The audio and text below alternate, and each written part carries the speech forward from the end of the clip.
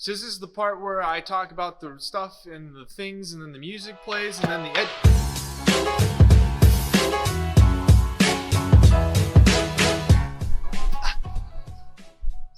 Am I talking now? Hey guys, so last week we were talking about what it means to be a saint. Specifically, the call to be a saint. That sainthood is not this extraordinary thing that's kind of out there, that's contrary to human life, but in fact it is the ordinary state of human existence. That we are all called to be saints because that was what we were created to be. And the life of the saint is that which shares, or those who share within the blessed life of God. God is constantly calling us into his life, into a shared life with him, into his blessed life.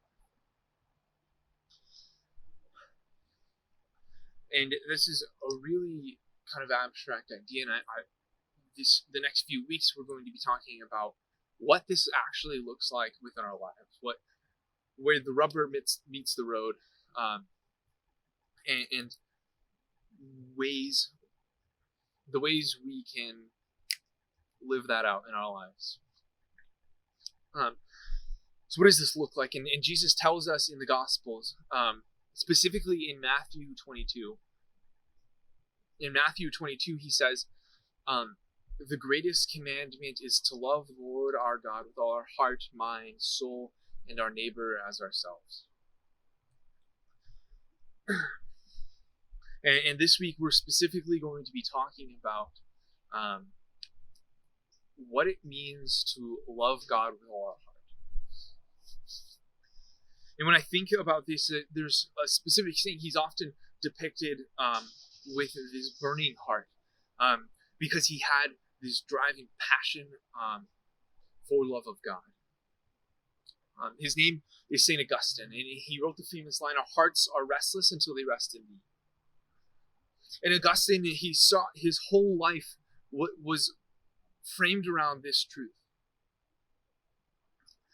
He spent his whole youth chasing after this restlessness, looking for that thing that is going to satisfy.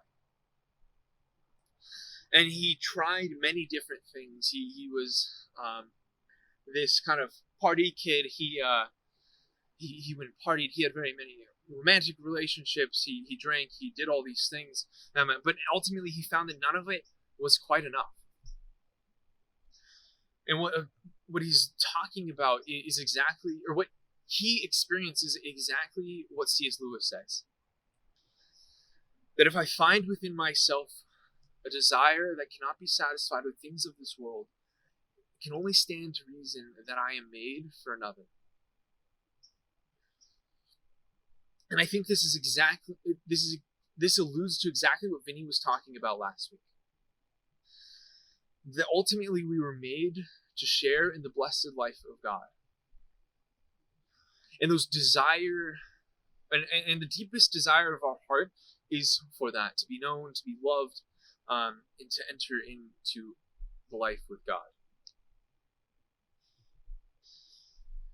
And I think this is something that's pretty universal. We've all kind of experienced this, what I like to call the great cosmic ache.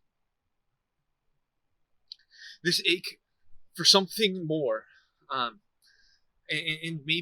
you've probably felt it too at some point. Maybe it was, you experienced it with a certain song that struck a chord in your heart, or you saw some kind of beautiful outdoor scenes that just resonated with your soul. And it left you longing for something greater, for something ultimately more.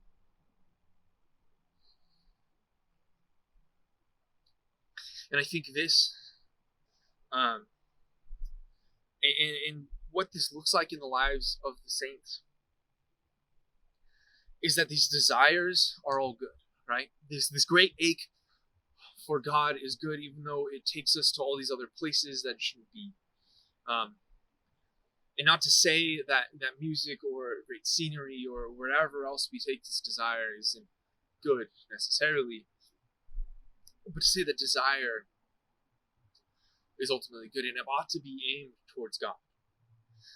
Because ultimately we desire the infinite, goodness, truth, and beauty in life, which is ultimately God. And one of the ways we redirect our desires towards God is prayer. So as you guys go to prayer this week, I want you to keep in mind two things. One is honesty in prayer, that no matter where you are in your relationship with God, come as you are. And maybe that's from a place of doubt, or maybe there's some kind of anger or sadness or whatever that is with God.